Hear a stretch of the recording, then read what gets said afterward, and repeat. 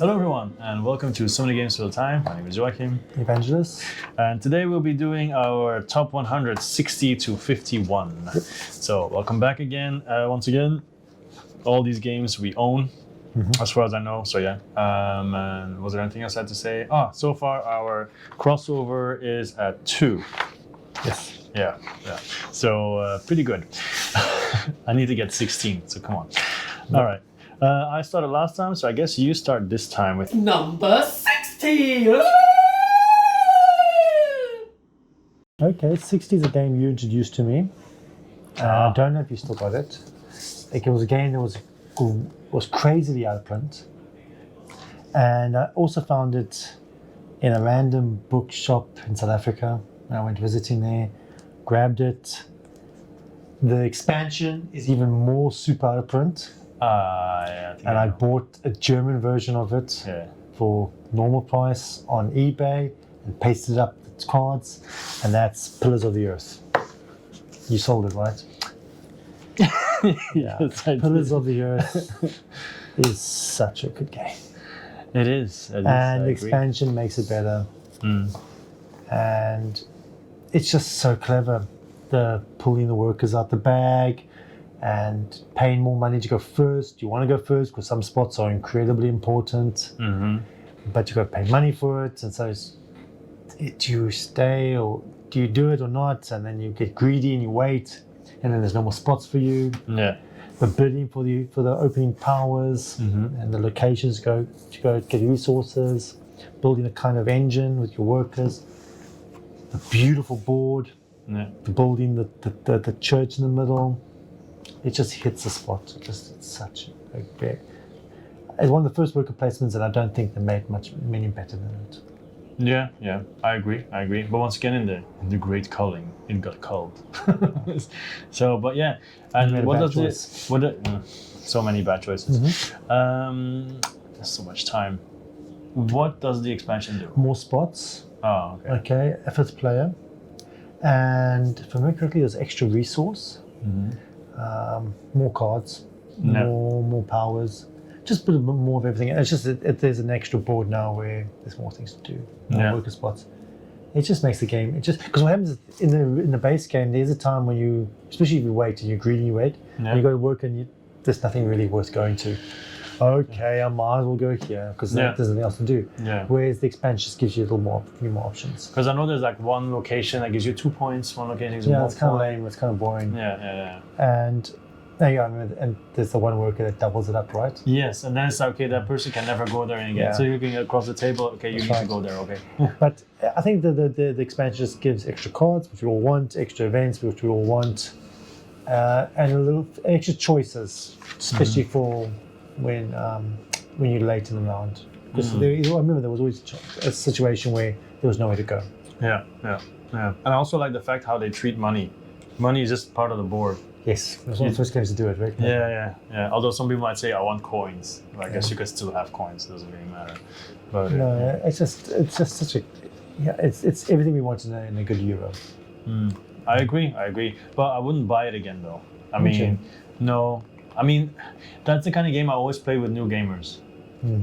But then when I wanted to do something with more experienced ones, I wouldn't take it.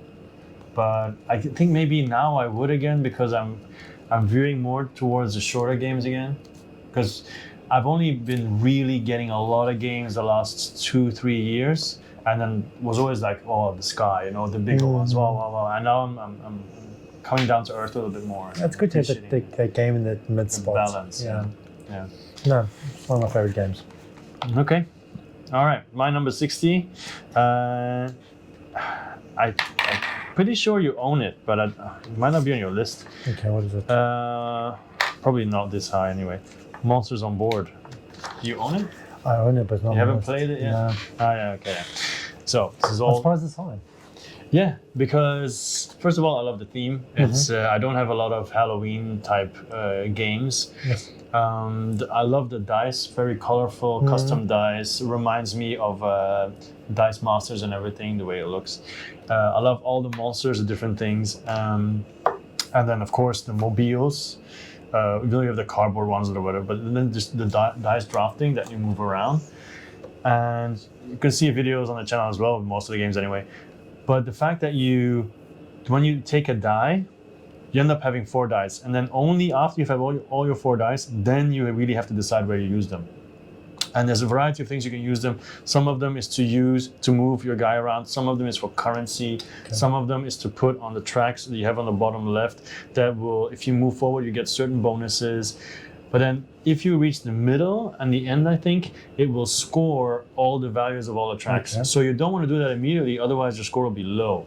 And it will score the amount of dice you have. So you're trying to get as many dice on those tracks before you trigger those bonuses. But then each track gives you bonuses on different areas as well. And at the same time, you have all your monsters, and they're trying to basically go through they're walking this distance to the end. So they jump over each other as well. So if you have multiple monsters, they can actually, so you might focus on several ones. They'll get you bonus points at the end. At the end of the round, you get to spend your currency to buy tokens that you can either give you instant bonuses, or you put them on the track. So when a monster lands there, it gives you extra stuff. I don't know, it just really works well together. It's a lot of fun. It has several variants in the box that I haven't tried, so I don't know how that plays. But it sounds fun. Where would you place the complexity? Is it medium or? Oh, definitely medium. Yeah. Okay. Yeah, very easy to explain. One thing though is that it's quite quiet, the game, because you might talk when you're drafting, but after that, everyone's just really like working a puzzle. Yeah. Yeah, and you really have to keep an eye on people to see what they do, especially in the beginning, because there might be mistakes, and because it's the way it is, you can do, okay, you place your first die, but then it's going to take a long time. Okay. You're supposed to just all do it at the same time, so you have to keep an eye on that everyone's really doing what they're supposed to do. It's just fun. Yeah, I really enjoy it. Now I'm looking forward to playing it. I want to paint it first. That's because it'll be really pretty painted. If I use that, I'm not gonna play any of my miniature games. Fair enough. I used to do that. I used to be like that, but I cannot anymore. Yeah. Number 59. Número 59. Yeah, sorry. Oh, yeah. Okay. My 59. Yes, you're 59. I talked about that before as well. I think in my top 2022. I'm not sure. Shard Hunters. Tell you about that? Don't know it. It's a small box game, like literally just like a deck of cards, a little bit bigger. I got it with Bone to Pick, which is not on my top 100. Kind of like they said like, oh, now it's discounted, you can add it to the Kickstarter. So okay, why not? Looks interesting. And it's a very simple game. You start with one hero. Everybody just gets one hero. And then when you have your hero, you will also get 7 cards. Yes, and then you go on a hunt. So on these 7 cards, there are monsters. They are various colors, various numbers, values, and then you're trying to win a hunt. So basically, it's like trick taking a little bit. You play a card. If you have the highest value, you win. But if someone plays a blue card, it changes it. So a blue monster, it changes it to the lowest value. So suddenly the lowest value wins. And there's also a yellow card, because if there's a tie, whoever has the most colors wins the tie. Okay. And the gray ones, they don't count. And then, so it's fairly simple, right? So you have like the first, in the hunt is 4 phases. The first one, you put a card down. Second one, 2 cards. Third one, 3 cards. Fourth one, 1 card. Whoever wins the hunt gets a blood shard. If you have 2 blood shards, that's the fast version, you can hire a new hero. If you have 3, then it's the longer version, you can hire a new hero. So you just reveal 2, you choose 1, but then now you might have a hero that says, okay, if you play 3 cards with the same value in the third combat, you get a blood shard. So suddenly your strategy changes, and everybody can see that. And the point is, you win the game. Once you have 5 heroes, only 2 of them can be active at all times, so the other 3 will be passive. But if you have 5 heroes and then you win a hunt, you win the game.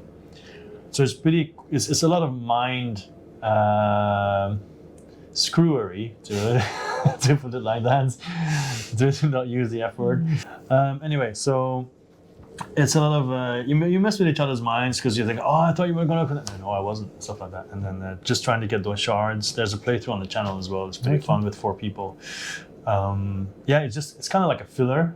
It can take 20 to 30 minutes though, because depending on how easily people get shards, I would always play the fast version, because otherwise it takes too long. But it's just fun to, because even with the cards, the 7 cards in your hands, there's always like, 7 to 10 cards that are not in the game. So you can't card count. You can't think, oh, it's going to be that, whatever. Yeah, it's just a short, quick, fun game that blew my mind. Actually, I didn't think I would like it that much. But of course, some people can end up with a combination of heroes that seems a bit OP and they can run away with it. But even then, I still enjoy playing it. Because last time I lost horribly because my hero was useless. So, but then once again, knowing that going in, Shard Hunters. Okay, Mine 59. I think I played with you. I don't know if you liked it. I don't think you liked it. But also super out of print now. I got all the expansions. Also super out of print. You can get going for crazy prices on eBay. And that's Runebound 3rd edition. Yeah, I remember that. I wasn't very good at it. Yeah. But again, it's one of those games, like I said earlier, the RPG on the map, on the board, competitive.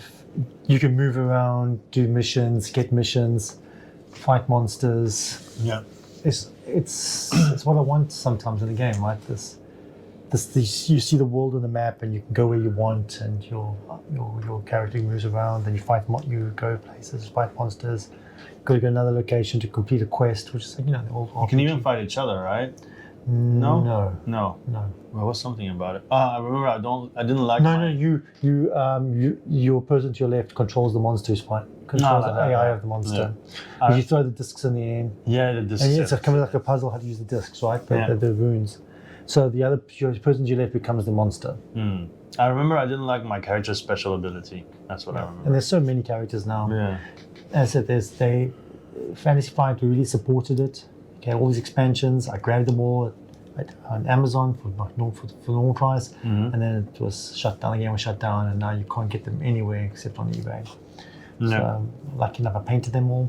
But I saw the potential of the game, though. I mean, yeah, it works really well solo too, because they got like a solo a way to do the AI of the monster. Because I think what my problem then was, I think I said that afterwards. Like, I don't think the ability of my hero was bad. It was just that in the beginning I didn't realize how to use it to which is always happens advantage. sometimes. Yeah, some heroes are easier to use than others, and But it's the kind of game I really love, right? The adventure game on a freedom, on a table. right? The freedom like a to do what you want, sandbox almost.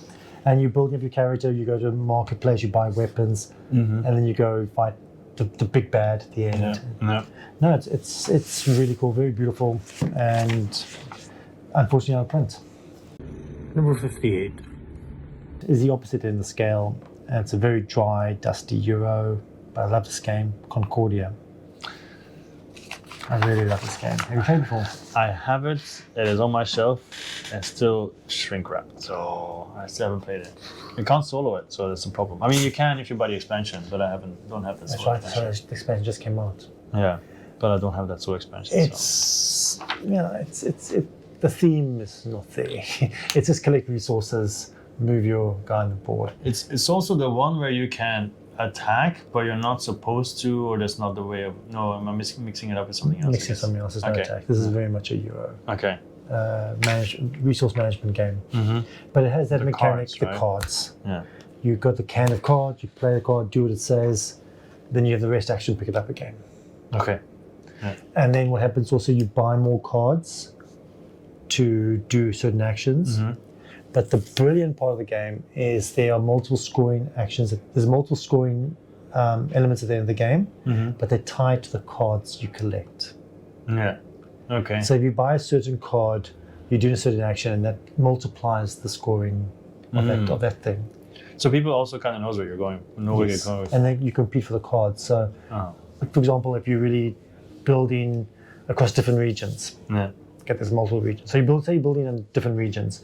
You really want to get that card that multiplies the scoring of multiple regions. So then other people are going to try to get that card before you get it. Or maybe someone else also. It's also going for the same thing. Yeah. Or there's other cards that score the same in one region. Yeah. So you want that card. Yeah. So tying the end of game scoring to the cards it's so clever. So not only does the cards increase your engine, it also increases your scoring. And because the reason why I haven't played it yet is because I got it in a batch on Amazon when they had the coupon sale. So many games were discounted. So I just got them all, and then they're all like nicely together. And another thing about the game, it's just there's multiple maps. Yes, I was about to say. Yeah. So the maps come out, and the game's totally different every map. It's like Power Grid, which I've never played before. It's also popular in our meetup group, actually. Yes, Several people love it as well. One person particularly loves it very much. Right? Yeah. Yes, so he plays. But it is again elegant, a very elegant design. Zero theme, but it doesn't really matter. It's the game that works really well. And that's the most important thing, of course. Highly recommend it. Okay, that was 58, right? Yes. By 58, you have as well. But I think it might not be in your top 100. Or maybe, I think maybe you like it more than I thought. I know I liked it because I won. I played it with you a long, long time ago. And that's Victorian Masterminds. Oh. The reason why it's so high is not because I won. I don't win a lot or often. But because I like the mechanic of the discs. So clever. So the discs are all characters, right? And when it's your turn, you will put them on a certain location, but then other people can put their discs as well, or you can put your other discs there later on as well. Yeah.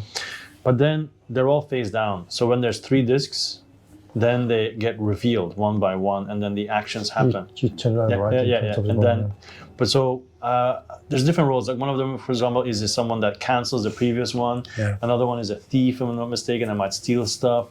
Other one might double the resources that you're getting. Yeah. But it might be, if you're at the bottom, the resources might be gone by the time you come up, and there's nothing there. And so there's a bunch of stuff there. And then at the same time, what's also really nice is that you have your ship that you're trying to build. I mean, you don't have to build everything, but you're trying to build your ship. When your ship is built, the game ends, I think. Right? So Yes. I think so. I can't remember. And then you're trying to get scientists as well and books to go up a certain track. At the same time, we're actually all evil people, evil scientists, kind of like evil geniuses. Steampunk. It's like the villain from Wild Wild West. Yeah, and then you have the track of the FBI or Scotland Yard, I think, and then that keeps going to the right, and you have to make sure you're in front of it or whatever. Yes. All that together, and the locations where you go, you can get resources or those scientists or buildings, and then those buildings are actually really nice miniatures as well that you place on your board. It's really cool. It's I really enjoyed it. I really liked it. I do feel that the game could have been even more. Yeah, because it's kind of it looks impressive, but it's cheap at the same time. Yes, it's not cheap. I think the design, they got some really good ideas, and I think it feels to me like they kind of stopped. Yeah, and they got the bare bones of a not fleshed out enough. I think there's more mechanics. They could have made the game a little heavier. Could get some expansions, but it's never going to happen. Not going to happen because it's too old now. Yes, I just think it felt like it needed more development. Not to make the game, not to fix anything in the game. I think the game's fine. I just feel that they could have done even more to make the game a little heavier. Yeah, basically what I felt about Lost Ruins of Arnak. Oh, there you're wrong because I got the cards. I felt like maybe that the machine wasn't interesting enough. The machine is just a means to an end, right? Yeah. If you get, but the fact that everybody has a different machine, like initially it's cool. But they're all kind of the same in the end. Yeah, machines. but that's my point. Initially it's cool. If you play it, maybe like I said with Endless Winter last video, if you play it like 8 times in 2 weeks, you might be like, I think I've had enough now for a while.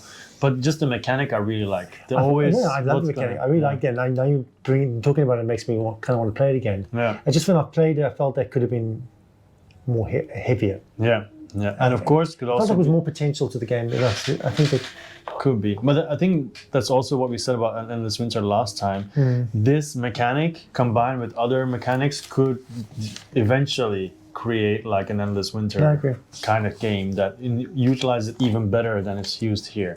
Because I feel like they have the mechanic and they build stuff around it. But yeah, I said kind of cheap because the miniatures are really nice, but then the other stuff, like the boards, like thin cardboard. So that's all kind of like okay then. So especially the retail version was very cheaply made. I think it was only one. No, okay. But the second version, second printing was cheaper. One of the two. I read it on. Actually, I agree because I managed to buy it from someone here. Like I met him at the MTR. He gave it to me. When I bought it, I thought it might have been fake because it was so cheaply made. Yeah. Because it's Simon, I thought it'd be more. Yeah, because initially I held off from buying it because I don't want to have it. But in the end, I just really want the game, so I bought it. No, it's a great game. Yeah. So that was my number 58. Number 57. I'm pretty sure will be on your lists, even though it has its flaws. And that is Into Deep on the list. No? It's still a great game. You didn't like it enough? Well, I like these other games more. Oh, okay. I So love the game. Into Deep definitely has its flaws. And I painted it. Oh, really? Oh, Yeah, it's really cool. It definitely has its flaws, most notably the end game. But I just like the fact that in Too Deep you are basically you have a bunch of missions that you want to do, side missions and a regular one, and then you can control all these characters that are on the board. So you can choose someone who to connect to, and then you can use their special abilities, move them around, and basically trying to put them in position so you can finish your missions, right?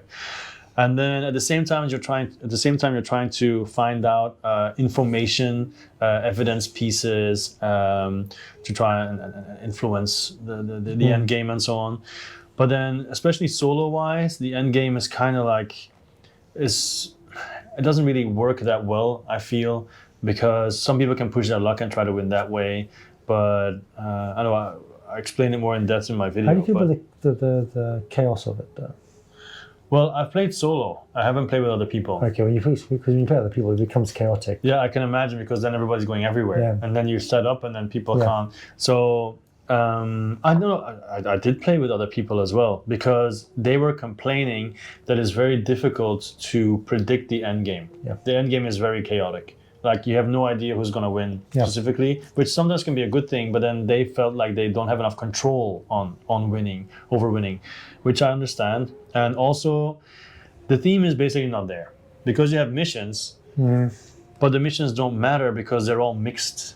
Like, you might get an A1 or start with an A2, and then later on someone does A1. Wait, are we supposed to go back in time and read A1 now? That follows on A. It's very weird that way. But once again, it's this high because of the actual puzzle. But each of those characters with their own powers and trying to get them and hacking into them. Yes. It's so cool. And then not all the characters come out every game. You choose a certain amount of them, put them in. It's really fun. And so for me, it's just a puzzle. I love the puzzles. The end game. The production is really nice. Yeah. I just wish they did a better end game, because that's a little bit. Yeah, I think you can make. And all that, I think you can make a better game around the whole system of cyberpunk. It doesn't have to be that. It can be a different kind of ending, but it's. I don't know. I really enjoy it, and especially solo with all. No, I agree. I think Capture the 100 it's a little chaotic. Yeah. But anything else, I actually do also like the theme. Theme, you say it's not thematic, but it kind of is at the same time. Well, yes, but I mean, story-wise, you've got missions in the game, but the missions might as well have no flavor text, because it doesn't matter. That's true. If it's like everyone's trying to complete one mission, or you have all the A's, you have all the B's, you have all the C's, that would make more sense. Because it's like, I am trying to do this faster than you, or whatever. Yeah. But because the people I played it with, they were not happy with the end game, basically. But that person also didn't win, so maybe that has something to do with it. Fair enough. Yeah. Okay. And another thing, what I like is, for every mission, you can do it the nice way or go corrupt. Yes. Yeah. And it goes down. And if you go super corrupt or whatever, you can actually switch and make sure the mission or whatever end game mission doesn't work, and then you actually win and everybody else loses. Okay. If you go super corrupt. But then if you don't manage to stop the mission, if people are not able to get enough evidence, and then you win. But if they do, and you're so corrupt, then you lose. And you lose automatically. So you gotta get the right balance. And the problem was, for that person, was there's no way to know if you have enough evidence or not, or something like that. Because they face down or something. Yeah. So anyway. Well, it's a good choice. Yes, it's you again, right? My 57 is my father's work. I still haven't played it. I was going to play it, but then it got cancelled. Yeah, I got it, yeah. Last time, one of the videos, I told you that I was going to play it that weekend, but then something happened and I ended up not playing it. Beautiful production, as we said, with these Kickstarter versions. Mm-hmm. A never-changing board for the worker placement. The app with storyline. Mm-hmm. The storyline, unfortunately, the storyline, there's too much dialogue. There's too much talking, so it can slow the game down there. But just the thematic element of it, and choices that affects the game state. It just becomes it shows that a worker placement doesn't have to be boring gathering resources and there's no theme.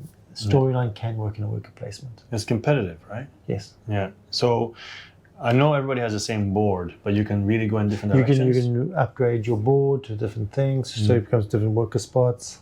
You're collecting resources to do your experiments, and then you build up. You can save some for the next round. There's 3 rounds as you go through different generations.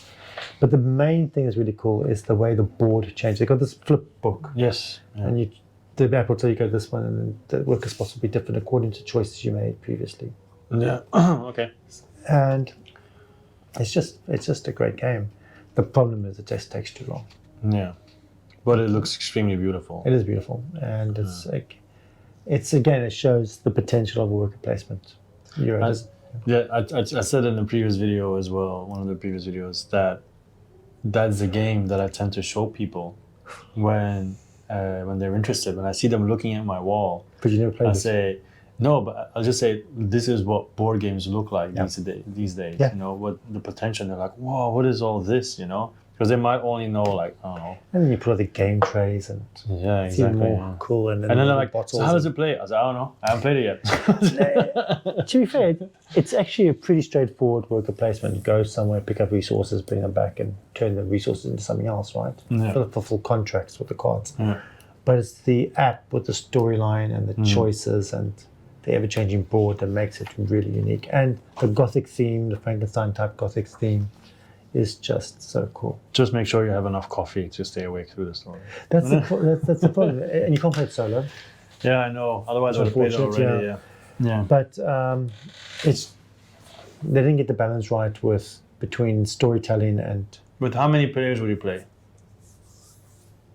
2, maybe 3. Okay. That's how long it takes. Okay. I played 2 and it took a long time because there's pages of Dialogue. exposition. Yeah. Okay. And sometimes it doesn't have voiceover either. Sometimes you have to read it yourself to the point that you just skip over it to get to the point. But you want the theme, you want to hear the story because it tells you why the board looks like this. But when you're playing a game, you don't want to sit and read a book. Well, you can always You need no more than a paragraph. you can always record it beforehand and play it at 3 times speed. Hello, hello, hello, hello, hello. Oh no. But again, it's just unfortunate they didn't get the balance right. We don't want 2 pages of exposition. Just a couple of sentences. That's all you need. Just get that story across. I'm sure they've got the feedback by now. Yeah. Hopefully, their next game will be My Father's Essay. It's a little bit shorter. Number 56. Is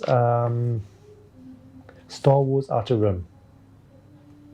The Star Wars version of Basically Merchants and Marauders. Oh yeah, I was gonna say Firefly, Merchants and Marauders. Merchants and Marauders. There's also a lot of times it's also compared to Firefly. Yes, but this is Star Wars. Okay. And the expansion makes it even cooler.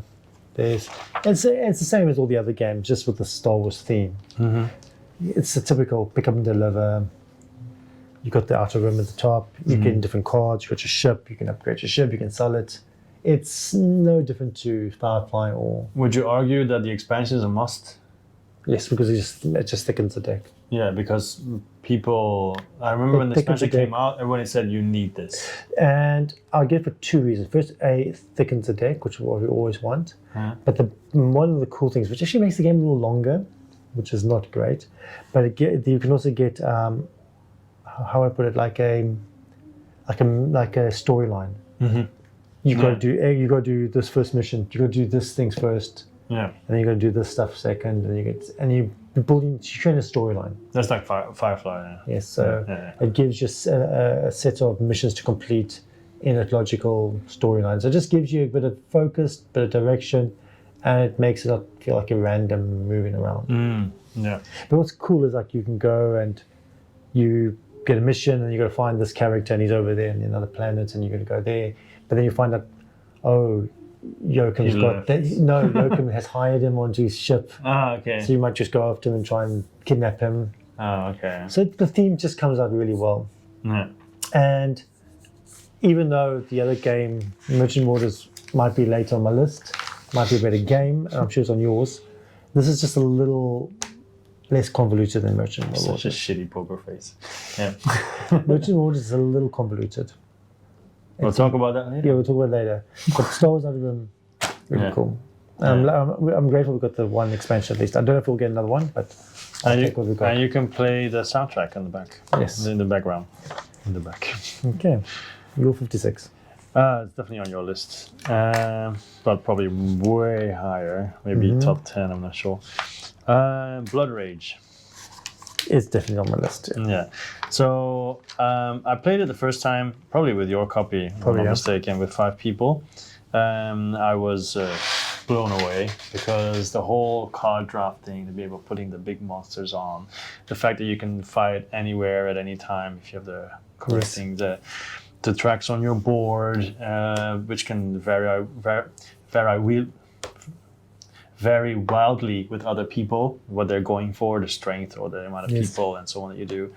The Loki cards and everything. It's just so much stuff going on as well. Like the first time you play, you're gonna get overwhelmed because people who know the cards are gonna win. Yes. They know what they should be waiting for, how they can edge it out, and also the fact that the getting slower and slower to Ragnarok basically is cool, and especially the fight in the middle. Yeah, it's And the big miniatures. yeah, of course. Yeah, like the monsters you can hire, and then especially the one with the rock.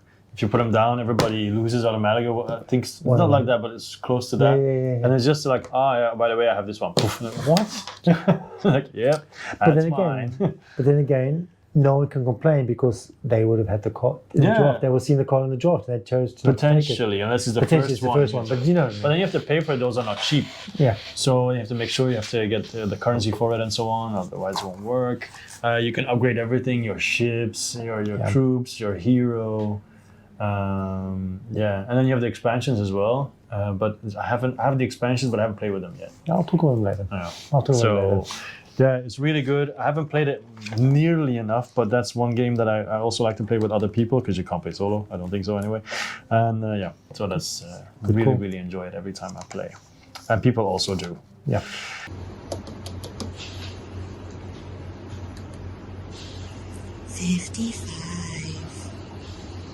The next one, I imagine 55, right? I imagine is on your list. I'd be surprised if it's not. Okay. It used to be my number 8, then it went down to 26, and now it's 55 because I haven't played it in a while, at least a year. And that's Newton.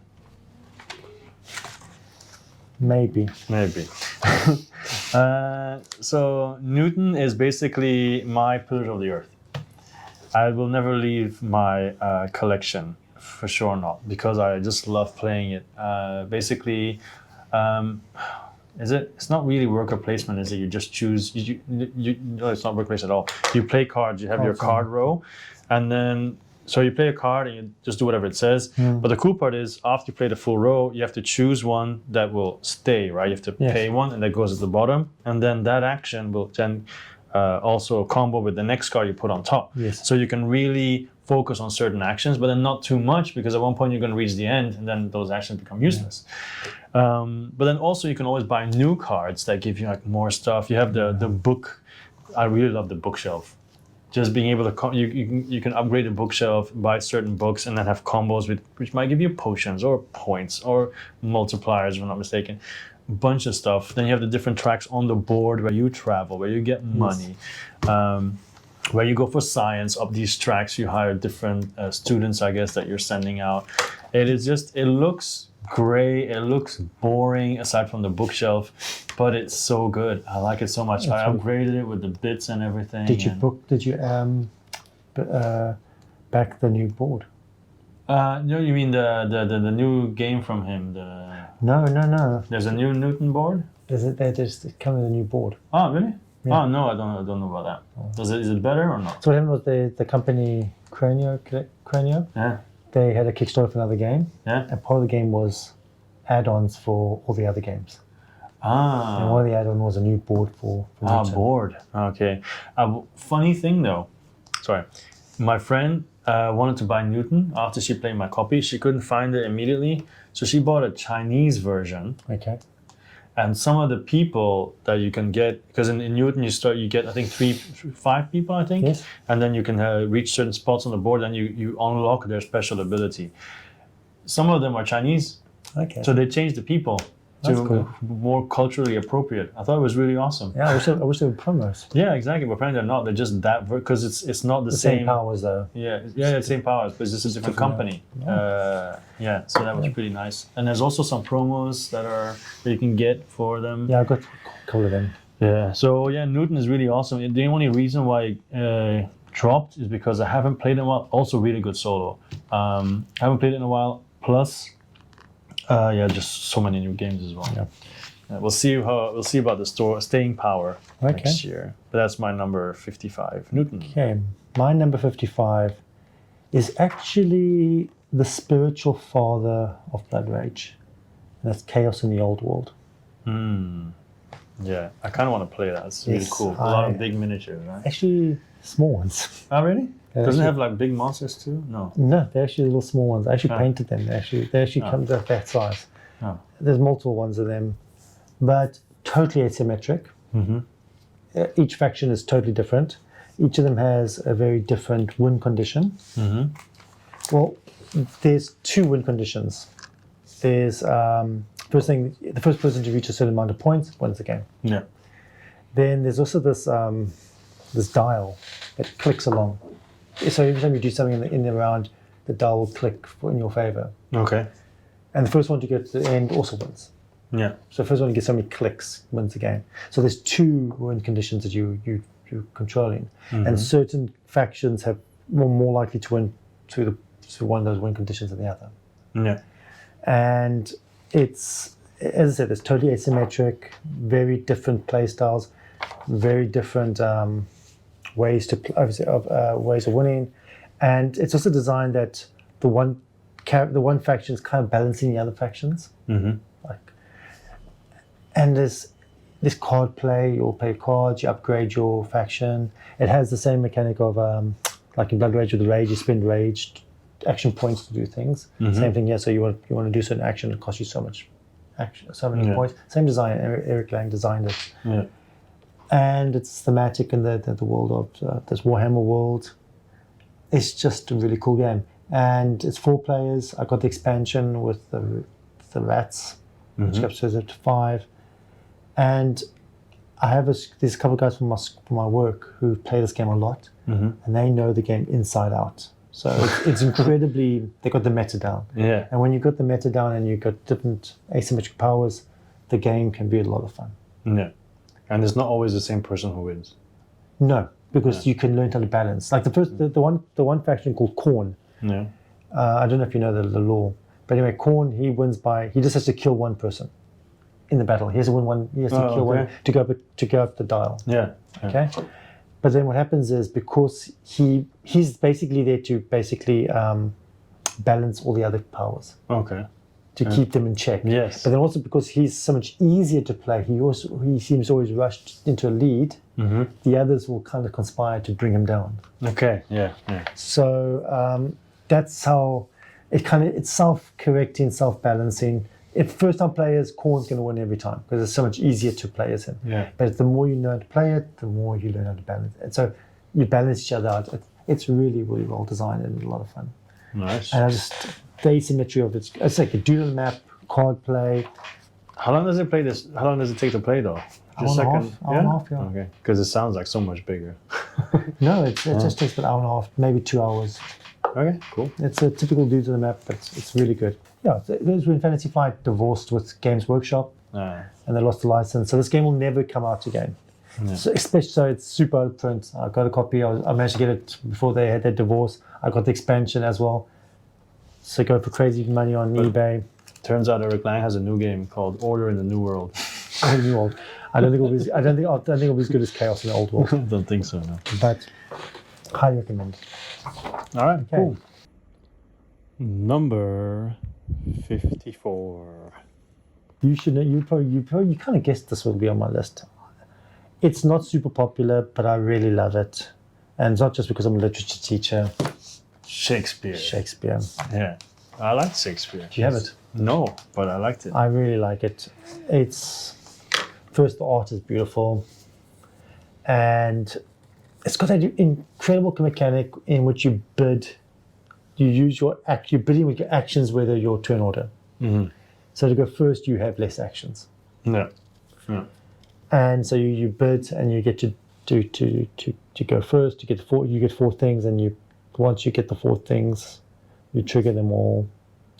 But what's really clever then is that you have to block some of those actions that you can't use in the next round. Mm-hmm. Yeah. So you got to decide, okay, I really want to do this action, but then I can't use it next round. It's really clever. And you also have the tracks, right? I remember. Yeah, the four tracks are the different acts, and you've got to prepare for that. Yeah. You've got the theatre, and you're building up the pyramid. Those are all kind of anti-thematic. Mm-hmm. They don't really feel like acts. They're just moving up tracks, right? Yeah, but And you get a bonus for moving the track. but it's a looker though. It looks really nice. Very pretty, and the card art's really nice. Yeah. And then you've got to dress them, and again, not super thematic, the dressing, but I just really love the game. And it's very simple, very medium weight viewer, but I remember liking it. Yeah, for sure. I remember liking it because I remember when you said let's play Shakespeare, I was like, acts and dressing up and what?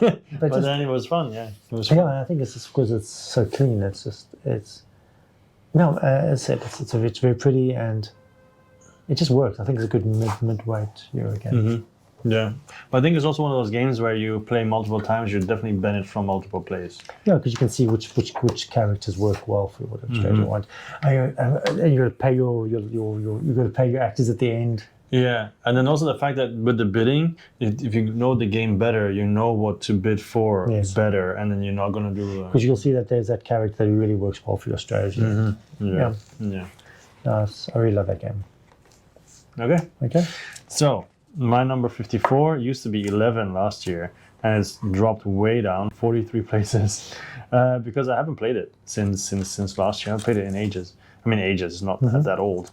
But that's Radlands from Roxley Games. Really like it, but it's a two-player game. It's so difficult to tackle. Yeah, exactly. And I played it a fair bit when it came out, when I got it. Also several videos on the channel. Blah, blah, blah.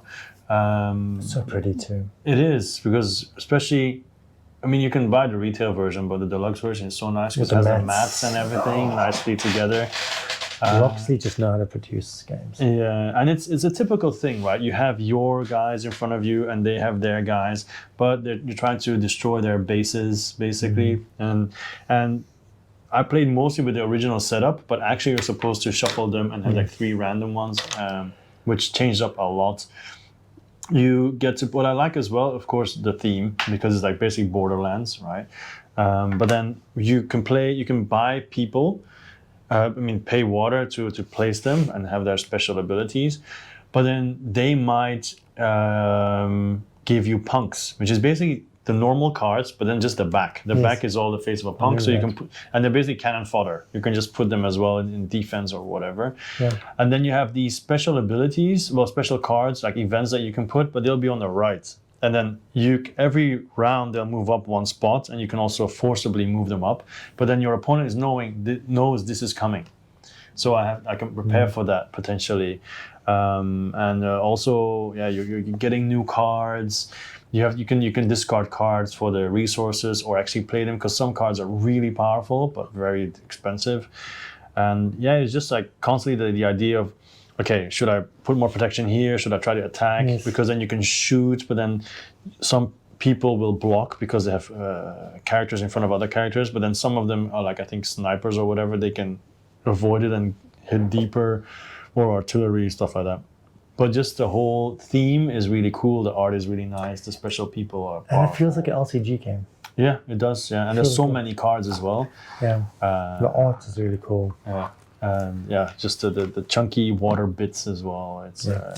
It's really nice to play, but like I said, I haven't played it in so long, because it's a 2-player game. And then people who have been with the channel for a while, I used to play a lot with Kine, but then Kine moved back to Canada and started his own channel, Everything Dice. So now it's more difficult, because I was at school, quickly lunchtime, quickly after school, it's easy.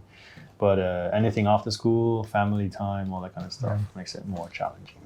So that was Radlands. That was my number 54.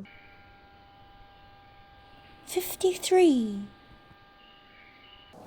I don't think you own I don't know if you know it. Maybe you do. Polis. I don't know it. No, no, no. It is awesome. 2 players? Isn't it? Yes, 2 players. Yeah, that's why I don't get it. I saw a playthrough of it online, and I really fell in love. It is so nice. It is Sparta and Athens against each other, and then basically what you're doing is you have your own area in the beginning, and you can tax to get resources, and those resources you can get to get more units out, to get more ships out, to move your units around, and to attack, and so on. But then the taxing is super important because some areas might give you more of a certain resource, and then that resource you need for this or that. But you can also trade with the foreign powers, but then you need to make sure you have access with your ships. And it goes back and forth, back and forth. And at the end of each round, you have to also pay because you have to feed all your villages, basically, all your cities you've conquered, you have to be able to feed them. If you don't have enough food, then you might lose the game. This is how I beat Kine. The first game we played, this is also on there, or the second game, whatever. It looks so nice. Even though it's not a Kickstarter or whatever, double layer boards, it's very clean. I just really enjoyed it. And you can play it solo as well. Play that as well. Also really enjoyed it. I love the production. It's from Aegir Games. De Veer Games. De Veer is coming up then. Yeah, they really. Kotaku. Yeah. They have really nice. Red Cathedral. Yeah, really nicely produced games. And Polis is, I really love it. Even though I haven't played it, just like Radlands basically, in ages. I really wanted it, but the reason I didn't buy it was because of the 2-player aspect. 2-player. Yeah, I know. It's ironic. I used to have a bunch of 2-player games, and then my wife said I don't want to play anymore, so I sold them all. And then I bought them again because of Kine and other people at that time, and then freaking pandemic happened. All people are gone. So now I just need to find more people. Okay. Right. My 53. I know we don't have to talk about it much because it's going to come up on your list later. And that's a game I probably introduced you to, like a lot of them. Western Legends. Ah, yes. I remember that. Yes. Yes. I think we might wait for later because I know it's going to be on the list. We played 3 times in a row when I played it first at your place. It's such a cool game. I even played with half the expansions. Do you have all of them? Yeah. Yes, I got the big box and all that. Yeah, same here. I've played with everything except the last one. Yeah. Okay. Yeah. It's now become a little daunting because I don't know where to start all the expansions. It doesn't make it much more complicated. The frontier that they added, the second part of the map, is just exploring. Flip over the tile, see what you get, stuff like that. It's just, I think they added the frontiers mostly for people who are wanted to be able to escape, because otherwise it's just a small surface, right? But the new poker thing, Fago. Yes. Isn't that interesting? It's just typically with gambling, actually, I think. You just added a bunch of items. You have the land deeds. I haven't played with those. But what I like with the newest edition, the hardcover manual, is so nice. It's really cool. I love like consolidate the rule book. It's awesome. It still works perfectly well. But I have to say, if you play with new players, you probably shouldn't play with everything because then it becomes really simple. What I did do, if I play with other people, I make sure to check which items are used beforehand, and I make a cheat sheet for everyone. So you don't always have to look at the store.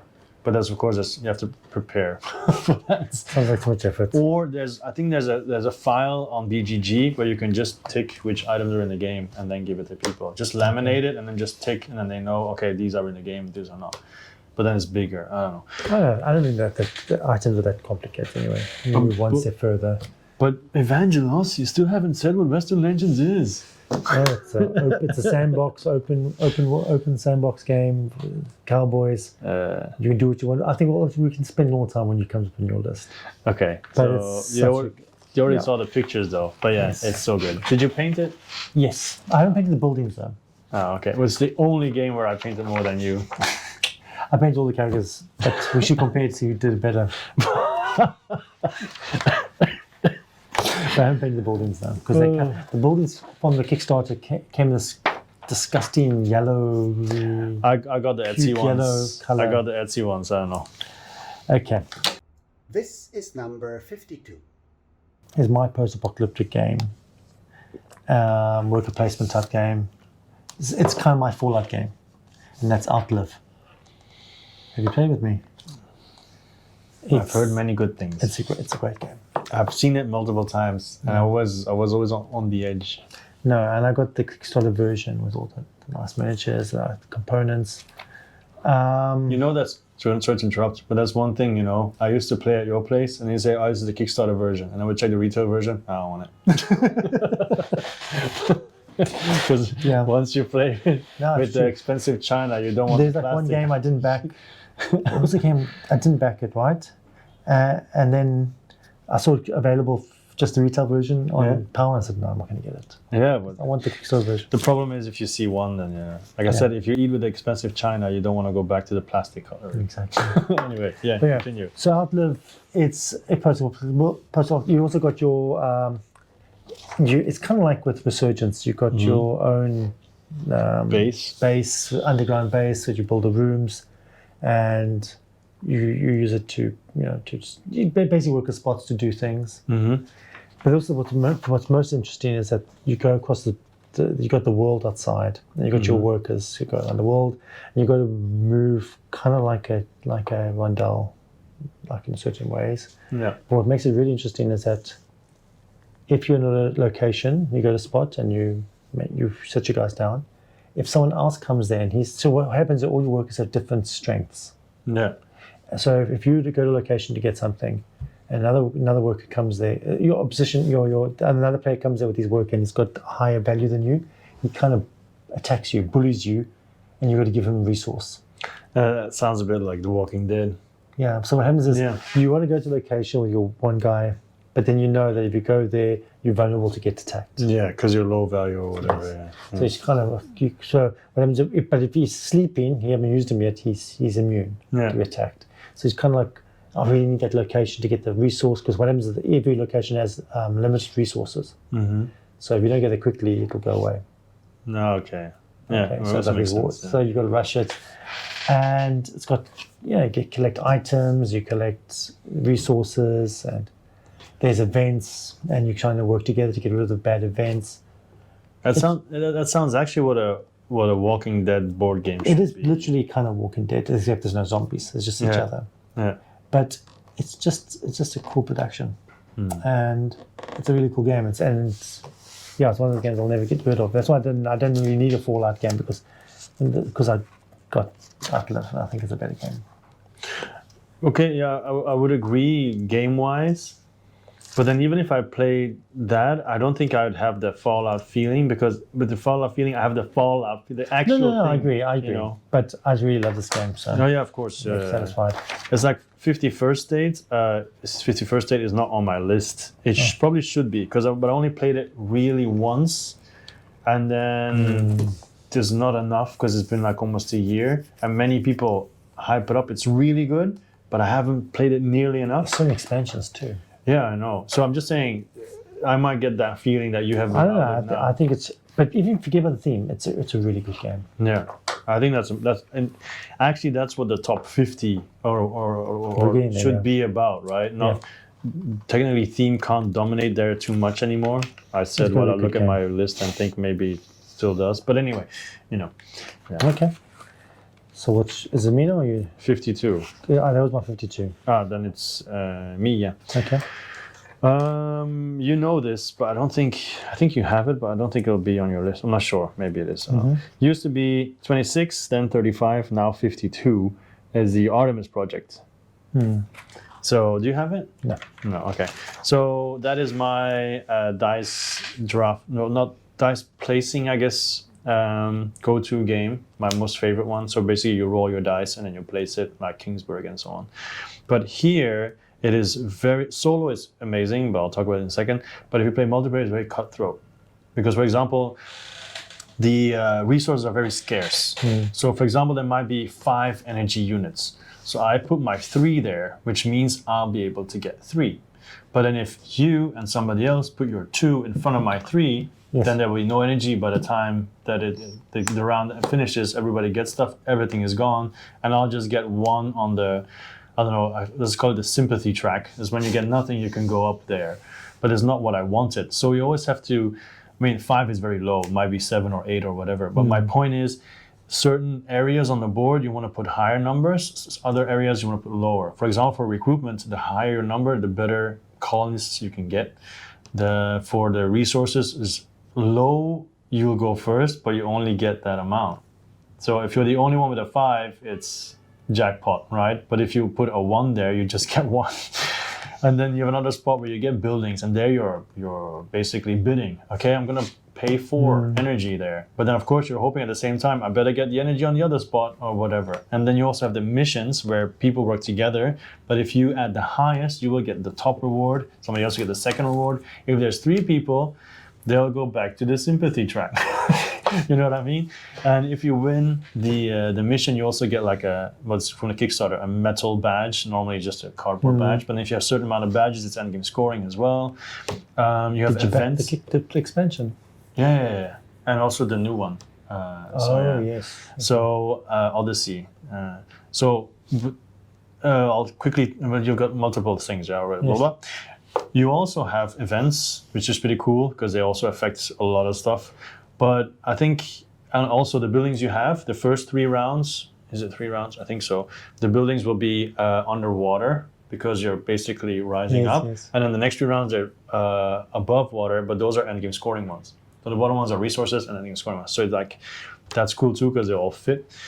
But what I love about the solo, and I think when it comes to dice placement, many other games should do this, you roll the dice for the AI, they go to their locations according to whatever, I don't know how exactly. And then I roll my dice, I place them, and then I roll again with a different set of dice for the AI. So I can adjust to the first roll, but I have no idea what's going to happen with the last roll. Okay. So it's really a bit of information. You get a bit of information, but it's still unpredictable. Yeah. And I really like that. So I just really enjoy that game. It's fairly simple, but especially with more people, it's so cutthroat because there's scarce resources and so many things to do. And the art is really pretty as well. Yeah, definitely. Yeah. And it also has the alien die, which is pretty nice because it's Kickstarter extra. The die is pretty nice because you have an extra die, but after every round you have to roll, and if you have a certain amount, you have to pay. If not, you lose it and stuff like that. Whatever. But that's Kickstarter extra stuff. Cool. All right, that was number 52. Numero 51. Might be on your list. I know you have it, but we'll see. As Terraforming Mars, the Ares expedition. I have it on my list. So basically, it's race to the galaxy, Terraforming Mars style. It's a bit weird that Terraforming Mars is higher, but I guess it's just because it's newer, it's brighter.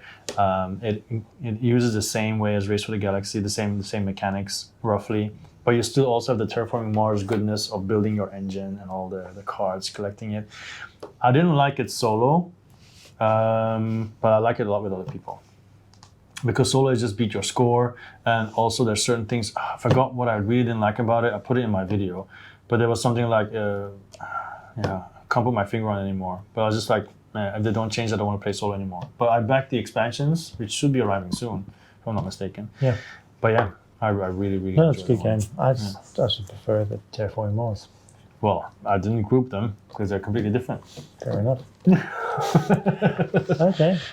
My 51, I think I've also introduced it to you. I don't know if you got it. And that's Champions of Midgard. Is that a better poker face? Okay, I didn't realize you liked that much.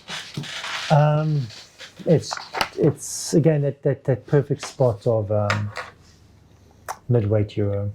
Whoa. I don't think it's heavy. I don't know. Yeah, okay. But before you continue, would it be this high without expansions? It would not. It wouldn't. It was. No, I'm trying to think. I agree. The expansion is amazing, but I love the game just as much without it. Really? Yeah. I thought the game was really boring without it, and I thought it was amazing with. Really and not really boring, but too punishing. That was probably. I think that I kind of missed the tension though. Okay, continue. No, I agree. The expansion is great. Yeah. And I would never play without it, but I still enjoyed it without it. Like before I knew that such It expansion existed, Yeah. I enjoyed the game. I really enjoyed the game. Well, I played with you, and then it was already with it was without expansion, but shortly after the expansions were Yes. released. Yeah. But I'm sure we can talk about it later. But the worker placement, placing the guy, collecting your dice, using those dice to kill monsters, it's so thematic. It's Pushing your luck. But there's a way to mitigate it. Mm-hmm. And there's ways now with expansion you want your guys to die. Beautiful dice. Yeah, dice are so beautiful. And now the new ones too, the green ones and all that. Asymmetric powers. Asymmetric powers, and that's really, it's just again we'll talk about it later. But I really love this game, and yeah, got the big box and all that and everything with it. I don't know. I know you got any Etsy stuff with it, but I didn't get Etsy stuff. But kind of think if I wouldn't mind. I have to check. It's been so long. It's still so high. It's been so long. But yeah, it's a great game. Yeah. And we'll do it later. Was that the last one? That's the last one. Oh, we went through this one a lot faster, Yeah. I think, than the last one. Yeah. So that's the usual, right? You have anything to say? Put it in the comments. We're halfway now, so I think the next 50 will be all must-buys, must-haves for everyone in the world. Well, at least my list. I don't know about yours. Yes. Let's just keep that gag going. Tag. It's the truth. No, we'll see. All right. So we'll see you next time. And yeah. Cheers. See you then. Bye-bye. Bye.